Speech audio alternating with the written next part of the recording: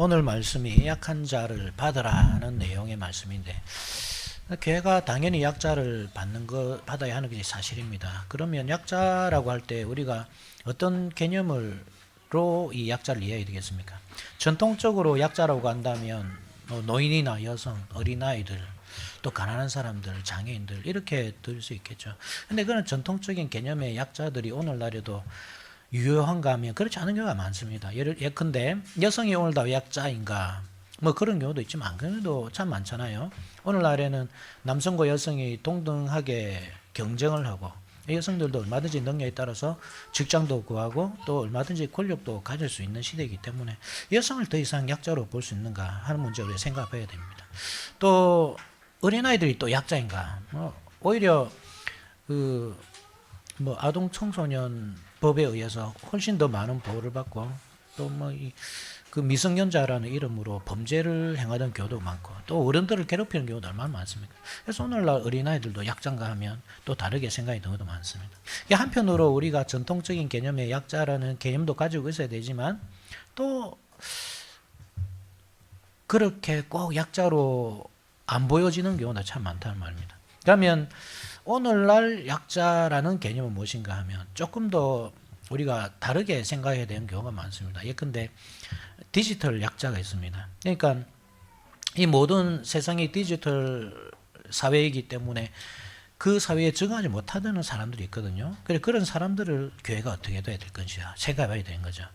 또 플랫폼 노동자들, 예컨대 쿠팡 배달하는 분들, 또 배달 앱에서 일하는 분들, 그런 분들은 노동자이기도 하면서 또 사용자이기도 하거든요. 그런데 특별하게 법적인 보호를 또 받지 못하는 그런 위치에 있습니다. 그런 사람들이 약점. 또 오늘같이 이 가족이라는 개념이 무너진 사회에서는 1인 가구 이런 사람들도 약자죠. 쓰러지고 병이 나고 이렇게 하면 누가 돌봐줄 사람이 전혀 없잖아요. 그런 사람들을 또 교회가 어떻게 돌봐야 할지 또 깊이 고민해 봐야 되는 겁니다. 성적 소수자들은 또 말할 것도 없죠. 그런 의미에서 우리가 약자의 개념을 생각해 봐야 되는데, 그러면 그들을 우리가 어디까지 받아줄 수 있는가? 특별히 성적 소수자들은 물론 다수의 그 이름으로 소수를 압박하는 면도 없지 않아 있지만, 문제는 그들이 어떤 일반적인 포용을 넘어서서 더 특별한 대우를 요구하기 때문에 문제가 되거든요. 그래서 교회가 그런 사람들을 어떻게 대우해야 될지 사실 고민이 되는 것이 사실입니다. 성경 말씀은 명확합니다.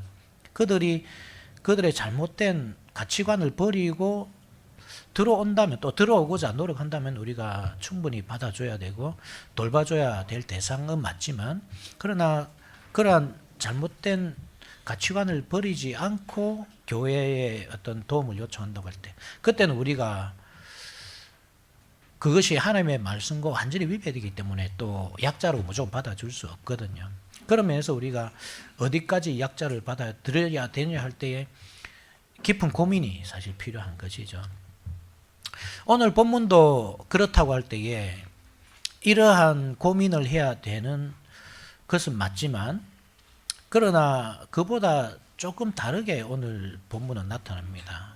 그런 전통적인 약자 혹은 오늘날 새롭게 대두되는 개념에서의 약자가 아니라 오늘 본문에서 말하는 약자란 신앙적인 면에서 약자죠. 즉 그 성경에 보면 히브리서 5장 12절 이하를 보게 되면 이런 말씀이 있지 않습니까? 때가 오래되었으므로 너희가 마땅히 선생이 되었을 터인데 너희가 다시 하나님의 말씀의 초보에 대하여 누구에게서 가르침을 받아야 할 처지이니 단단한 음식은 못 먹고 젖이나 먹어야 할 자가 되었도다. 이는 젖을 먹는 자마다 어린아이니 의의 말씀을 경험하지 못한 자요 단단한 음식은 장성한 자의 것이니 그들은 지각을 사용함으로 연단을 받아 선악을 분별하는 자들이니라. 히브리서 5장 12절, 13절, 14절 말씀에서 명확하게 알 수 있듯이 약자란 무엇이냐? 결국은 자라지 못한 사람들, 신앙 안에서 복음 안에서 자라지 못한 사람들이, 어린아이와 같은 유아의 상태의 사람들이 약자고, 그러면 강한 자, 장성한 자는 누구냐? 바로 복음 안에서 충분한 자유를 누릴 수 있는 사람이 강한 자, 장성한 자, 이런 뜻으로 구분된다고 하는 사실을 우리가 기억해야 되는 것이죠. 그런 면에서 오늘 약자의 개념을 이해해야 되는데, 그렇다면 오늘 본문에서 말하는 약자란 누군가 하면 유대인들입니다. 지금까지 우리가 계속 문맥, 이 로마서를 계속 살펴보고 있지만 그 문맥을 한번 생각해 보십시오. 위의 권세에게 굴복하라 했을 때 위의 권세에게 굴복하지 못하는 사람들이 있었잖아요. 불의의 사람들. 어떤 사람들이었습니까? 유대인들. 왜 그들은 로마를 위의 권세로 인정하지 못했고 그들에게 굴복하지 못하죠? 왜 그렇습니까?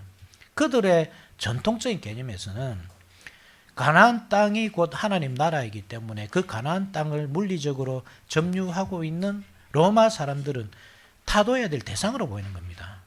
그러니까 과거의 생각에서 벗어나지 못하기 때문에 여전히 로마 제국과 대립하고 있고 그 결과 결국은 다 망하고 마는 결과까지 이어지잖아요. 그것처럼 이 말씀도 동일한 겁니다. 여전히 과거에 얽매여서 단단한 음식을 먹지 못하는 상태의 유대인들. 그래서 그들이 약자란 말입니다. 그러니까 그들을 어떻게 교회가 수용해야 될 것인가. 물론 모든 유대인들의 모든 것을 다 수용할 수 없습니다.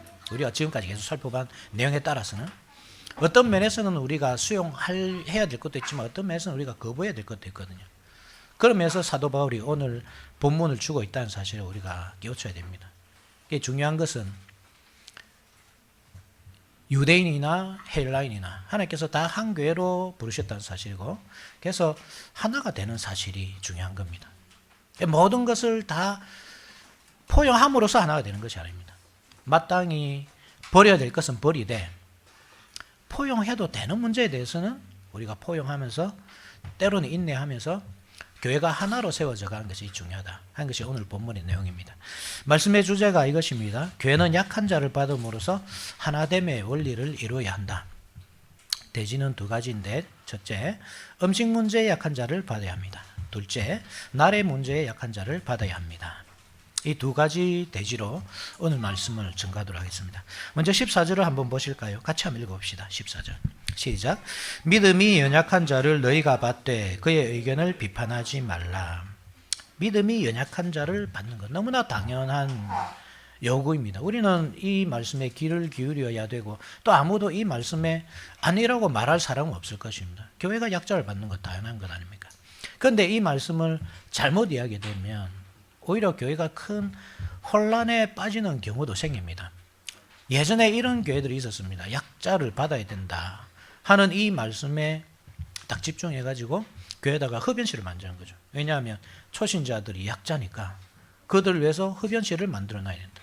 또 어떤 경우에는 PC방도 만드는 교회가 있었습니다. 한때 우리가 자랄 때는 PC방이 엄청 유행했지 않습니까? 그래서 이 청소년들을 위해서 PC방을 만들었고 그래서 청소년들을 유입해야 된다는 식으로 노래방도 만들기도 하고 뭐 그것이 옳다 그르다 이것을 평가하고자 하는 것이 아닙니다. 만약에 이 약자라는 개념을 그렇게 볼 때에 그걸 교회가 무조건적으로 그런 사람들을 수용하기 위해서 노력하고 애써야 된다고 할 때 과연 선이 어디까지냐 이것이 문제거든요. 어디까지 선을 지켜야 되냐 이게 참 이 무거운 문제가 되는 것이 여러분 사실 약자라고 하는 사람들 소위 초신자라고 하는 사람들이 과연 이 교회가 세속화되어 있고 타락해 가고 있는 모습을 바랄까? 그러면 그런 모습을 통해서 이 초신자들이 마음의 안정을 얻고 평안을 누릴까? 오히려 그렇지 않습니다. 사실 이 초신자들, 세속적인 사람들이 교회에 요구하는 것은 오히려 이 세속과 구별되는 정결함이지 그들과 비슷한 모습이 아니거든요. 그래서 그런 식으로 어떤 선을 무너뜨리고 교회가 세속화되어 가면서 그런 약자들을 용납해야 된다고 할 때는 오히려 이 연약한 사람들이 시험에 빠지는 경우가 있고, 그죠? 또 어떤 경우에는 저런 것들을 용납해야 해도 되는 모양이다 하고 용납함으로써 오히려 죄에 빠지는 결과로도 이어질 수 있는 겁니다. 그래서 이 말씀을 어떤 문자적으로 이해해서 그대로 적용하는 것, 이건 우리가 참 조심해야 됩니다. 그래서 우리가 문맥을 살펴봐야 되는 겁니다. 문자적으로 보지 않기 위해서. 그래서 앞서 서로에서 말씀했듯이 이 약자가 누군가, 그 약자를 받아들이란 말이 무슨 뜻인가 할 때 우리가 1차적으로 생각해야 될 대상이 유대인들이라는 말입니다. 여전히 구약 시대에 속해 있는 사람들. 예수 그리스도께서 오셔서 복음을 성취했음에도 불구하고 그러한 세상에서 자유를 누리지 못하는 사람들에 대한 내용이거든요. 그 사람들을 교회가 어떻게 받아들이고 용납해야 되고 또 때로는 거절해야 될 거죠. 그 문제라는 사실을 기억하면서 이 말씀을 봐야 된다는 사실을 기억하셔야 됩니다. 그래서 2절 한번 보십시오. 어떤 사람은 모든 것을 먹을 만한 믿음이 있고 믿음이 연약한 자는 채소만 먹느니라. 이 말씀을 자칫 오해하면요, 고린도전서 10장 23절 이하 말씀과 헷갈릴 수 있습니다. 고린도전서 10장 23절 이하에 어떤 내용이 있습니까? 고기를 먹어도 되느냐 먹지 않아도 되느냐. 고린도라는 도시는 그렇거든요. 완전히 우상화된 도시입니다. 그래서 거기에서 흘러나오는 모든 음식이 다 이 우상에게 바쳐졌다가 딱 오는 음식이란 말입니다. 그죠? 그래서 그것을 거부할 때 사실 굶어 죽을 수밖에 없는 경우죠. 그래서 사도 바울이 말하기는, 권면하기는 그냥 묻지 말고, 그죠? 어디서 나온지 묻지 말고, 양심을 위해서 먹지 말고 그냥 먹어라, 이렇게 말한 겁니다. 그죠? 굶어 죽는 문제이기 때문에. 이 문제는 뭐냐면 사실 모든 사람에게 적용되는 거죠. 유대인이나 헬라인이나. 그죠? 그렇지만 이 말씀은 조금 다르다는 사실을 아셔야 되는데, 로마는 당시 고린도시와 좀 달랐습니다. 왜냐하면 로마라는 특징이 그렇잖아요. 황제 숭배거든요. 황제들이 자기 아버지가 죽으면 이 죽은 선왕을 신으로 성격시키고 자기는 신의 아들로 칭해짐으로써 이 통치권을 확립하는 그런 시스템을 말합니다. 그런 경우에서 물론 신을 안 섬겼다는 말이 아닙니다. 모든 음식이 다 신에게 바쳐진 것이 아닙니다. 어떤 음식은 신에게 바쳐지기도 하죠. 그러나 어떤 음식은 안 바쳐지기도 하거든요. 그런 음식이 이 시장에 같이 흘러나와 있는 겁니다. 그래서 이것은 소비자 사실 선택할 수 있는 문제입니다. 나는 우상에게 바쳐진 음식을 안 사겠다면 안 살 수 있습니다. 다른 선택의 여지가 있기 때문에. 그런 로마라는 도시의 특성을 이해해야 되고, 그렇다고 할 때 이 말씀은 고린도시와 그대로 연결하면 안 되는 겁니다. 로마의 교회에게 이 말씀을 주실 때 이게 무슨 의미인가 잘 생각해 보면요, 고기를 먹지 않고 채식만 하는 그 약한 자는 누구일까 생각해 보면 당연히 유대인들이 된 겁니다. 모든 성도가 대상이 아니고. 왜냐하면 유대인들이 어떨 때 고기를 먹을 수 있는지 아십니까? 유대인들은 고기를 아무 때나 도축해서 먹을 수 있는 것이 아니고 먼저 하나님께 바쳐야 됩니다. 고기를 먹기 전에. 이 가나안 땅에 들어오기 전에는 항상 제단에서 하나님께 드린 다음에 먹었거든요. 그 가나안 땅에 들어온 이후로는 이게 조금 달라졌지만 어쨌든 하나님께 항상 먼저 드리는 것이 우선이었습니다. 그리고 반드시 해야 될 일이 뭡니까? 우리가 레위기를 통해서 배우잖아요. 피를 다 뽑아내야 됩니다. 이 시장에 파는 음식이 사실은 그런 음식이 아니라는 말입니다. 그런 식으로 도축된 고기가 아니란 말입니다. 오늘날에도 코셔라는 음식이 있잖아요. 유대인들은 코셔라는 음식이 아니면 안 먹거든요. 그냥 적법한 절차를 따라서 고기를 도축하고 잡는 겁니다. 이게 시간이 많이 걸려요, 사실은. 고기를 짐승을 잡고 피를 이렇게 중력에 의해서 매달아가지고 다 빼고, 그래도 피가 다 안 빠지잖아요. 그래서 찬물에 담그고 그래도 안 빠지기 때문에 소금으로 염장을 합니다. 소금으로 염장을 하면요, 이게 삼투압 작용에 의해서 이게 물이 다 빠져나오거든요. 그렇게 하면 거의 2시간이 걸린다고 하거든요. 코셔 음식을 만드는데. 보통 그런 작업을 다 하느냐 하면 도축업자들이 그런 작업을 안 하죠, 귀찮으니까. 이게 오늘날의 문화라고 하지만, 물론 성경에 코셔라는 말이 안 나오지만 그렇지 않습니다, 여러분. 여러분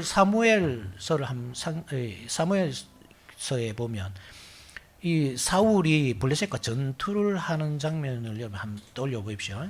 사울이 이 블레셋과 전투를 하다가 이기잖아요, 그죠? 요나단으로 말하면서 이긴다 말이에요. 그러니까 이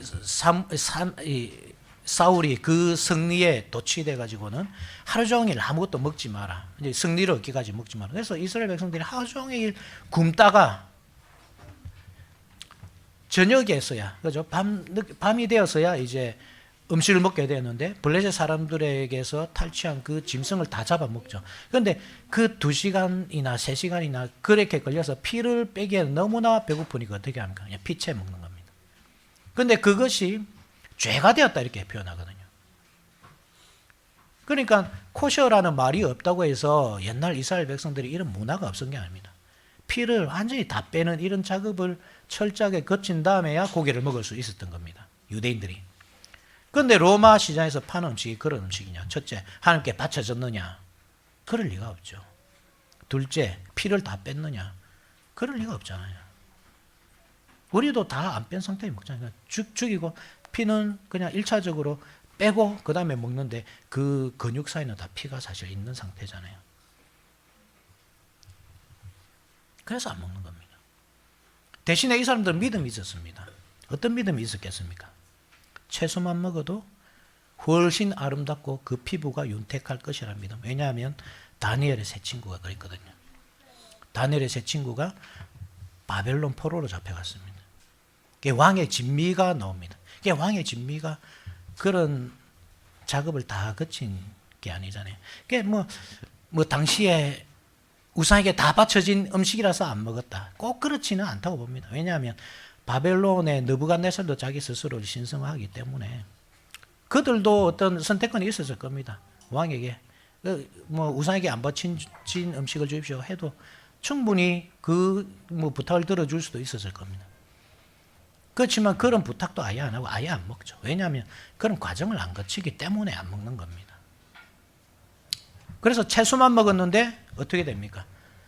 훨씬 아름답죠. 왕의 진미를 먹었던 청년들보다 훨씬 아름답고 그 피부가 윤택하였더라 이러거든요. 그 믿음이 있는 겁니다. 유대인들은 채소 먹는 겁니다. 그러니까 이것이 어떤 대상이 됩니까? 조롱의 대상이 되겠죠. 왜 조롱의 대상이 됩니까?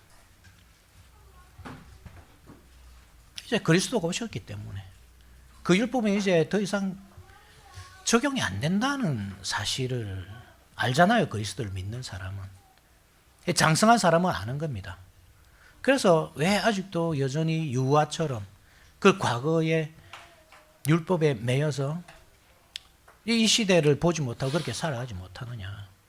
과연 그 율법이 너희를 아름답게 만들어주고 건강하게 만들어주고 피부를 윤택하게 만들어줄까? 아니잖아요. 뭐가 그렇게 해줍니까? 그리스도의 복음. 그리스도의 복음이 우리를 아름답게 만들어주는 겁니다. 우리 피부를 윤택하게 만들어주고 건강하게 만들어주고 건강을 넘어서 생명을 주는 것. 그것은 율법이 아니고 복음이란 말입니다. 그러니까 그것으로 비난을 하는 거죠. 반대로 율법을 지키는 사람들은 어떻게 합니까? 너희는 하나님을 믿는다고 하면서 예수님을 사랑한다고 하면서 이 간단한 율법조차도 안 지키느냐. 다니엘의 세 친구를 봐라. 그들은 채식만 했어도 얼마든지 건강했고 아름다웠다. 그렇게 말하는 겁니다. 3절 보십시오. 먹는 자는 먹지 않는 자를 업신여기지 말고 먹지 않는 자는 먹는 자를 비판하지 말라. 이는 하나님이 그를 받으셨습니다. 이 말씀이 그 말씀이죠. 먹는 자는 먹지 않는 자를 업신여기는 겁니다. 그죠? 왜 그렇게 하는데? 왜 율법을 지키는데? 이제 예수님께서 오셨지 않느냐? 물론 구약 성경에는 피를 먹지 말라고 한다. 피는 생명에 있기 때문이다. 먹지 말라고 한다. 피가 생명에 있음을 분명히 알면서도 그것을 취하려고 하는 것은 그 생명을 네가 취하려고 하는 거기 때문에 마치 범죄한 아담과 하와가 생명나무에는 접근하지 못하도록 하나님이 쫓아내시잖아요. 스스로 선악을 알게 하는 나무를 취했기 때문에 스스로 생명을 알게 하는 이 생명나무 실과도 먹을 수 있는 그 죄성을 이제 가지게 되었잖아요. 그러니까 거기에 접근하지 못하도록 이렇게 아예 쫓아내버렸단 말입니다. 그것처럼 생명의 피에 있다. 그죠? 피에 생명이 있다. 그것을 스스로 취하려고 하는 것, 그 자체가 얼마나 큰 범죄인지 아시기 때문에 하나님께서 그 피를 먹지 말라고 하신 거란 말입니다. 그것이 이 신약 시대도 여전히 통용되냐? 통용이 안 되죠. 왜냐하면 율법은 피를 금하지만 복음은 피를 권합니다. 피를 먹으라 합니다. 짐승의 피는 취할 수 있지만 예수 그리스도의 피는 우리가 취할 수 없습니다. 아니죠. 오히려 우리가 취함을 당하죠. 예수 그리스도의 피는 누구도 자기 것으로 만들 수 없습니다. 오히려 그 피를 취하는 사람은 예수 그리스도의 소속이 됩니다. 그렇잖아요. 그렇게 생명을 얻는 거잖아요. 왜 그렇게 하느냐고 비난하는 겁니다. 조롱하는 거죠. 유대인들은 그 반대입니다. 왜? 하나님의 율법이 그러면 없어졌느냐? 하나님이 구약의 하나님과 신약의 하나님이 다르냐? 왜 너희들은 그 간단한 것도 지키지 못하냐? 이게 너희들 그냥 탐욕 아니냐? 탐욕? 고기가 먹고 싶어서 그런 거 아니냐? 그렇게 비판하는 겁니다. 그거 신앙 아니다 그거. 그렇게 비판하는 겁니다. 거기에 대해서 사도 바울은 그렇게 비판하지 마라. 판단하지 마라. 중요한 것은 그 음식을 먹고 안 먹고의 문제가 아닌 겁니다. 중요한 것은 뭐죠? 교회가 하나가 되는 것. 그것으로 서로 비난하면서 분열될 때, 안 그래도 지금 외부 세력이 계속 교회를 무너뜨리기 위해서 공격해 오고 있는 이 상황에서 어떻게 교회가 서겠습니까? 그런 걸로 싸우다가는.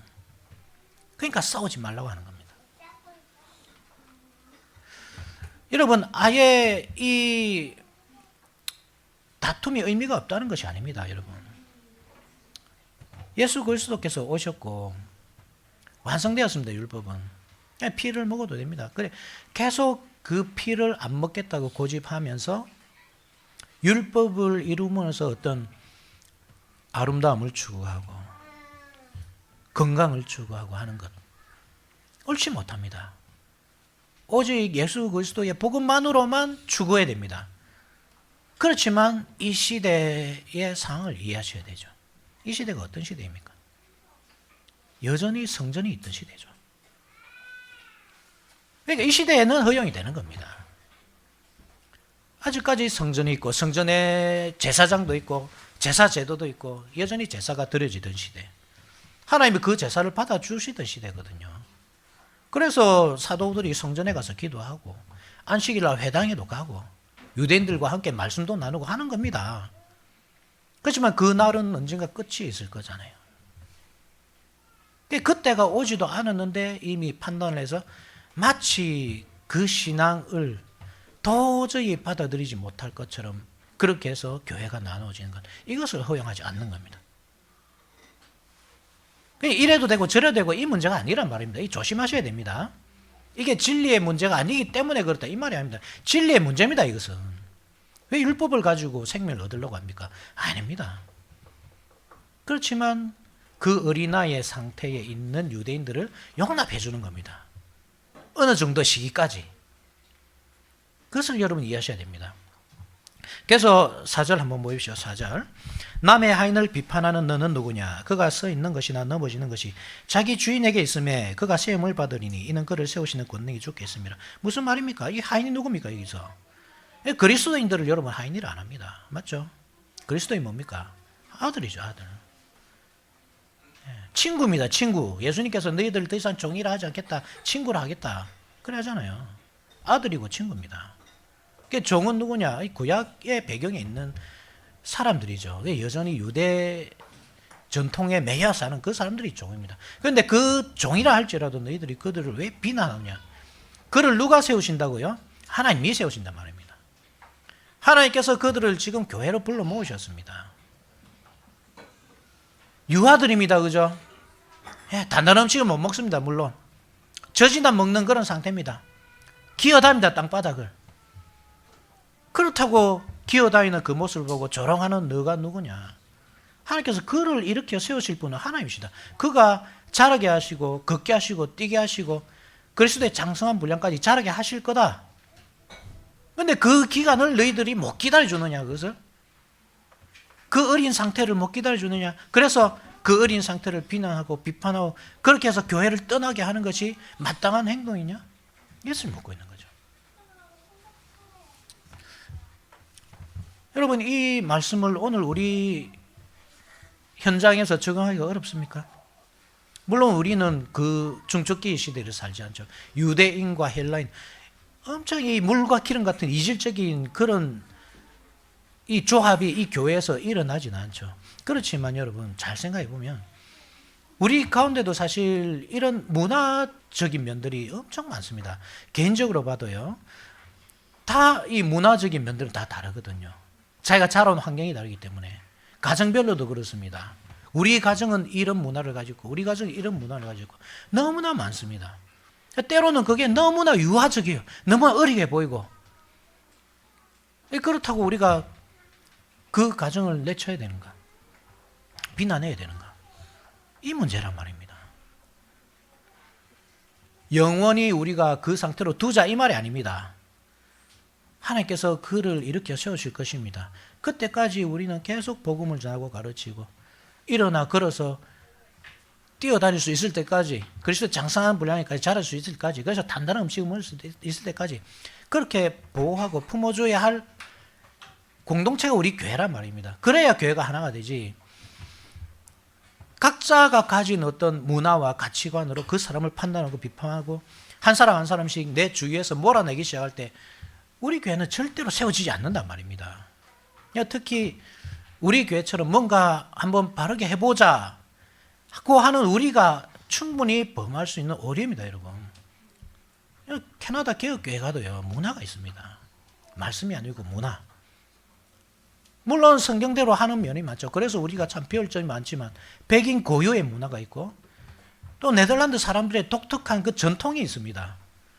자기들도 그 말씀과 잘 구분 못할 때도 있어요. 그 전통과 문화를. 이게 외부에서 볼 때 그게 보이는 겁니다. 제일 무서운 사람이 최고로 개혁주의를 배우는 사람들이죠. 정말 무섭습니다. 그 사람들. 그냥 뭐 앞뒤 안 가리고 그것이 문화인지 전통인지 아니면 성경인지 모르고 그냥 다 받아들이고 그것만 옳다고 생각하고 우리나라 교회도 그렇거든요. 말씀이 있고 우리나라만의 문화가 있습니다. 섞여 있습니다. 교회 안에. 그래서 우리 교회, 우리나라 것은 다 틀리고 그 서양 것은 다 맞고 이 사대주의에 빠져버린 겁니다. 이거 정말 조심해야 되거든요. 여러분들 책으로만 개혁주의를 접하는 거 정말 조심하셔야 됩니다. 구분할 수 있어야 돼요. 이 문화인지 전통인지 하나님의 말씀인지. 문화와 전통은 우리가 얼마든지 바꿀 수 있죠. 고쳐나갈 수 있습니다. 그런데 어떤 기준으로 해야 되느냐. 항상 말씀의 기준이 있어야 되죠. 이 말씀이 옳다 할 때 그 말씀을 따라서 우리가 가지고 있는 개인적인 생각, 개인적인 가치관, 우리 가정이 뭐 어떻게 뭐 지금까지 해왔고 우리 아이를 19년 동안 20년 동안 어떻게 키워왔고 그 상관없이 말씀이라고 할 때는 그냥 끊어낼 수 있는 그 믿음, 그게 필요한 겁니다. 물론 그때까지 그렇게 자라기까지 우리가 기다려야 되죠. 우리 교회도 알게 모르게 문화가 형성되어 있거든요. 이제 8년 차잖아요. 알게 모르게 문화가 형성되어 있습니다. 그래서 새롭게 우리 교회에 들어오는 사람들은 분명히 이질감을 느낍니다. 아, 이상하다. 뭔가 맞는 것 같긴 한데 이상하다. 이런 면이 있습니다. 그게 말씀이라고 할 때는 우리가 길게 보고 계속 가르치고 해야죠. 그런데 그것이 우리만의 전통이고 문화라고 할 때는 우리가 그것을 인정하고 꺾을 수 있는 그 신앙도 필요한 겁니다. 이게 상대적인 겁니다. 이 문화라는 것은. 그게 뭐가 중요하냐 말입니다. 뭐가. 하나 되는 것, 교회가. 그리스도 안에서 통일되는 것. 그 기준이 말씀이라는 것. 이 말씀 여러분 항상 기억하셔야 됩니다. 두 번째, 날에 대해 약한 자도 있습니다. 그죠? 5절 한번 보십시오. 같이 한번 읽어봅시다. 시작. 어떤 사람은 이 날을 저 날보다 낮게 여기고 어떤 사람은 모든 날을 같게 여기느니 각각 자기 마음으로 확증할지니라. 이 대상이 유대인들에 갈 때 너무 쉽죠. 유대인이 아니고 그냥 일반 모든 성도들 중에 초신자, 약한 사람들 하면 이해가 안 되지만 유대인들이라고 딱 정해놓고 보면 너무나 쉽습니다. 유대인들이 날을 중요하게 여기잖아요. 안식일을 중요하게 여기고 절기를 중요하게 여기고 특히 안식일에 대해서는 완전히 생명처럼 여기거든요. 이 사람들이. 이 시대가 어떤 시대라고 그랬습니까? 중첩기. 신약과 구약이 함께 있는. 아직 성전도 있고 교회도 있고. 그래서 이 사도들이 또 제자들이 성도들이 주일날에는 함께 모여서 떡을 떼다가 안식일에는 또 성전에 가기도 하고 이런 날이거든요. 이런 시대거든요. 그런 시대에 왜 안식일을 지키냐 이 말을 하기가 어려운 겁니다. 이때는 사도들도 안식일을 지키니까. 그래서 그렇게 안식일을 강조하고 안식일을 지켜야 된다고 주장하는 그 사람들을 함부로 판단하지 마라 이렇게 말하는 겁니다. 그렇지만 뒤에 뭐라고 합니까? 어떤 사람은 모든 날을 같게 여긴다 이렇게 하죠. 이게 무슨 뜻일까요? 앞에 날을 중요하게 생각하는 사람들은 유대인들. 어떤 사람들은 날을 중요하게 생각하지 않고 안식일이든 뭐 월요일, 화요일, 수요일, 목요일, 금요일 다 같은 날이다 이렇게 취급하는 사람들. 이 사람들 당연히 이방인이었다가 교회로 들어온 사람들. 그래서 별로 이 안식일 문제에 대해서 민감하지 않은 겁니다. 실제로 그렇습니다, 여러분. 날의 개념을 너무 크게 생각하지 마십시오. 주일은 꼭 일요일 날 지켜야 된다. 그런 법이 있습니까? 우리 웨스트민스터 신앙고백서에는 딱 정해놨습니다. 그래서 우리는 따릅니다. 그렇지만 만약에 우리 교회가 주일날 다 일하는 사람들이에요. 토요일날 모이면 다 모일 수 있다면 우리 토요일날 모일 수 있습니다. 이게 문제가 안 됩니다. 월요일날 만약에 다 모일 수 있다. 월요일날 모인다고 해도 문제가 안 됩니다. 중요한 것은 뭡니까? 중요한 것은 날의 개념이 이제 바뀌고 있다는 거. 그죠? 어떻게 바뀌고 있습니까? 원래 안식일이라는 개념이 어디에서 나오죠? 최초에는 하나님께서 천지를 창조하시고 일곱째 날 쉬신 것. 이게 안식일이지만 출애굽기에서 하나님께서 안식일을 지키라고 이 네 번째 계명을 주신 것은 출애굽하고 이후에 주신 거거든요. 그래서 이것은 창조의 개념보다 오히려 구원의 개념과 관계있습니다. 출애굽의 개념. 하나님께서 너희들을 이렇게 구원해 주셨으니까 너희들은 안식일을 지켜라. 그렇습니다. 그런 개념으로 한번 보십시오. 출애굽, 옛날 출애굽은 그림자죠. 새 출애굽 있잖아요. 출애굽의 완성 누가 있습니까? 예수님. 출애굽으로 말미암아 이스라엘 백성들이 새 사람이 되죠. 그리스도로 말미암아 진짜 새 사람이 되죠. 그래서 이것도 사실은 안식일의 완성이 예수 그리스도이기 때문에 날의 문제가 중요하지 않은 겁니다. 그래서 이날 저날 다 지켜도 상관없습니다. 그래서 각각 자기 마음으로 확정해라. 이렇게 말하는 겁니다. 그러니까 네가 개인적으로 어떤 날을 지정해서 하지 말고 그런 말이 아니고 그리스도께서 완성하신 이 개념을, 이 안식의 개념을 잘 이해해가지고 어떤 날이 정말 중요한 날인지 확정해라 이 말입니다. 안식일은 사실 별 의미가 없습니다. 더 이상. 주일이 훨씬 큰 의미가 있습니다. 그죠? 부활의 날로서. 어떤 날을 지키든 사실 중요하지 않습니다. 정말 중요한 것은 예수 그리스도의 부활을 기념하는 거, 이게 중요한 거죠. 6절 나를 중히 여기는 자도 주를 위하여 중히 여기고 먹는 자도 주를 위하여 먹으니 이는 하나님께 감사하며 먹지 않는 자도 주를 위하여 먹지 아니하며 하나님께 감사하느니라. 이게 중요한 것은 이겁니다. 나를 중히 여기는 자도 주를 위하여 먹는 자도 주를 위하여 또 먹지 않는 자도 주를 위하여. 모든 사람이 그렇다는 뜻이 아닙니다. 여러분 다 그럴까요? 안식일을 지키는 사람들이 주를 위하여 그랬을까요? 그러면 주일을 지키는 사람은 주를 위하여 그랬을까요? 뭐 그 중에는 신앙인도 있죠. 그렇지만 신앙이 불분명한 사람도 있거든요. 그래서 이 말은 권면입니다. 안식일을 지키는 사람도 주를 위하여 해야 된다. 먹는 사람도 주를 위하여 해야 되고 먹지 않은 사람도 주를 위하여 해야 된다. 중요한 것은 주를 위하느냐 자기를 위하느냐 이거란 말입니다. 여러분 복음을 잘 알고 복음을 붙잡고 살아간다고 하지만 자기를 위해 사는 사람도 많습니다. 그렇지 않습니까?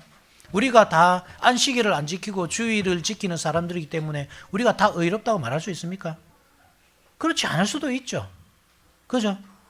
우리가 안식일을 지켰기 때문에 우리가 의롭다면 이게 바로 율법주의가 되는 겁니다. 그러니까 뭐가 중요한 겁니까?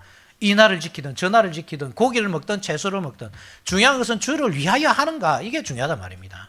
그 중심에 뭐가 있는가? 7절, 우리 중에 누구든지 자기를 위하여 사는 자가 없고 자기를 위하여 죽는 자도 없도다. 이 말도 똑같습니다. 모든 사람이 그런 것이 아니잖아요. 로마 교회 모든 사람들이 주를 위하여 살고 주를 위하여 죽었을까요? 그렇지 않잖아요. 이것도 권면입니다. 그렇게 해야 된다 이 말입니다. 누구든지 자기를 위하여 살아서는 안 되고 자기를 위하여 죽어서도 안 된다. 주를 위하여 살고 주를 위해 죽어야 된다 이 말입니다. 8절, 우리가 살아도 주를 위하여 살고 죽어도 주를 위하여 죽나니 그러므로 사나 죽으나 우리가 주의 것이로다. 왜 그렇습니까? 예수 그리스도의 피는 우리를 사기 때문에, 짐승의 피는 우리가 소유하는 거지만 먹을 때 예수 그리스도의 피는 우리를 소유하기 때문에 우리가 주의 것이 되는 겁니다. 이 사실을 아는 것이 중요한 거죠. 9절, 이를 위하여 그리스도께서 죽었다가 다시 살아나시니 곧 죽은 자와 산 자의 주가 되려 하심이라. 10절, 내가 어찌하여 내 형제를 비판하느냐, 어찌하여 내 형제를 업신여기냐, 우리가 다 하나님의 심판대 앞에 서리라. 왜 이 말씀을 하십니까? 아무도 모른다는 말입니다. 그 사람이 하나님을 위해서 먹는지 하나님을 위해서 먹지 않는지, 하나님을 위해서 그 날을 중시하는지, 아니면 그 모든 것이 자기의 신앙 열정, 그 신앙의 이 신앙 행위를 통해서 자기를 드러내고자 하는 그 욕심, 욕망, 그거인지 아무도 모르기 때문입니다. 그것을 누구만 알 수 있느냐? 하나님만 알 수 있다. 그러니까 너희들이 그 외모로 판단하지 마라 이 말입니다. 심판대에 쓸 날이 있으니까. 계속 이어지는 말씀 한번 보십시오. 기록되었으되 주께서 이르시되 내가 살았노니 모든 무릎이 내게 꿇을 것이요 모든 혀가 하나님께 자백하리라 하였느니라. 이러므로 우리 각 사람이 자기 일을 하나님께 직구하리라. 우리가 그래서 판단할 거리가 안 되는 겁니다. 다른 사람의 겉모습을 보고 다른 사람의 어떤 행동 양식을 보고 저 사람은 신앙이 있네, 저 사람은 없네, 나는 이렇게 복음을 따라 행하니까 내가 더 뛰어난 사람이네, 내가 더 신앙이 좋은 사람이네, 이렇게 말하면 안 된단 말입니다. 그것을 알 수 없습니다. 여러분, 누가 그것을 보고 판단하겠습니까? 여러분들 중에 누가 제 마음속에 들어와서 제 행동과 제 신앙이 올바른지 그릇된지 판단하겠습니까? 누구의 마음속을 여러분들이 들여다보고 판단하겠습니까? 여러분들이 선지자입니까? 여러분들이 하나님입니까? 무슨 자격으로 하나님의 자리에 앉아가지고 그렇게 타인을 판단하고 함부로 비난을 합니까? 그것을 할 수 있는 분은 하나님밖에 없습니다. 사람의 중심을 볼 수 있는 분은 하나님밖에 없기 때문입니다. 여러분, 교회가 어떻게 하나 되겠습니까? 모든 잘못된 것을 다 용납하면서 하나 되자는 말이 아닙니다. 여러분, 이 사실을 여러분 분명히 하고 가야 됩니다. 그래서 앞에서 이 기시 설명한 겁니다. 다 우리 각자가 가지고 있는 가치관이 있죠. 문화가 있고 자란 환경과 배경이 있고, 설사 부부들도 싸우잖아요. 심지어 부부간에도 싸우고, 문화가 다르니까 자녀하고도 싸우고 늘 반복하잖아요. 뭐 우리가 다 통일되는 문화가 어디 있습니까? 그것으로 비난하고 판단할 수 있느냐 이 말입니다. 신앙의 이름으로. 그 가정끼리 서로 다투고, 우리 가정은 이렇게 하고 너희 가정은 저렇게 하니까 우리 가정이 더 의롭다, 그 자랑거리고 내세우고, 또 자랑거리 내세우는 사람 또 비난하고 비판하고, 그렇게 어떻게 교회가 하나가 되냐 말입니다. 잘 구분하셔야 됩니다. 그 구분할 수 있기 위해서 우리가 그 기준을 가져야 됩니다. 말씀, 하나님의 말씀. 그것으로 여러분들 자기의 걸로 삼고 그 말씀을 항상 자기를 비춰보십시오. 그래서 내가 정말로 말씀을 기준으로 삼고 나를 판단하고 있는가? 또 우리 교회가 말씀을 기준으로 삼고 세워져 가고 있는가. 그래서 정말 이질적인 이웃이 우리 교회에 들어왔을 때 그들이 비판할 수 있죠, 우리를. 근데 그 비판이 우리가 말씀대로 하는 것 때문에 하는 비판이라면 우리는 감사하잖아요. 그죠? 우리가 잘하고 있구나. 그럼 감사할 일입니다. 그런데 우리가 말씀대로 안 하는 것, 그냥 문화와 전통에 관한 문제라면 우리는 부끄러워야 되는 겁니다. 이게 무엇을 허용할 수 있고 무엇을 버릴 수 있는지 여러분 이 중요한 기준을 항상 잘 생각하십시오. 항상 말씀이 기준이어야 됩니다. 그것은 우리가 무조건적으로 포용해야 됩니다. 그렇지만 문화에 관한 것, 가치관에 관한 것, 이런 것들은 잘못 말했네, 그죠? 말씀에 관한 것. 이것은 우리가 기준이 안 맞을 때 무조건 우리가 배격해야 됩니다. 그죠? 그렇지만 가치관에 관한 것, 문화에 관한 것, 이것은 우리가 포용할 수 있는 마음을 가져야 되고 서로 다름을 인정하면서 함께 세워져 가야 됩니다. 이래야 교회가 하나로 세워져 갑니다. 이해할 수 있는 폭이 넓혀지고 상대방을 받아들일 수 있는 겁니다. 내 것만 옳고 상대방이 틀렸고 그것이 아니란 말입니다. 가치관의 문제, 문화의 문제, 이것은. 이 사실을 잘 기억하시고 내가 현재 가지고 있는 이 잘못된 기준이 뭘까 항상 생각해 보시죠. 그래서 내가 내 형제자매, 내가 포용해야 될 그 형제자매를 포용하지 못하는 면은 뭘까? 혹은 내가 어떤 형제에 대해서 싫어하는 면이 있는데 그게 왜 그럴까? 그것이 혹시 가치관의 문제, 문화의 문제라면 우리가 좀 부끄러움을 느끼고 성령의 하나 되게 하시는 그 명령을 지키지 못한 것에 대해서 회개할 수 있어야 되겠습니다. 그래서 더욱더 단단하게 하나로 세워져가는 우리 교회가 되어야 하겠습니다. 다 같이 일어나셔서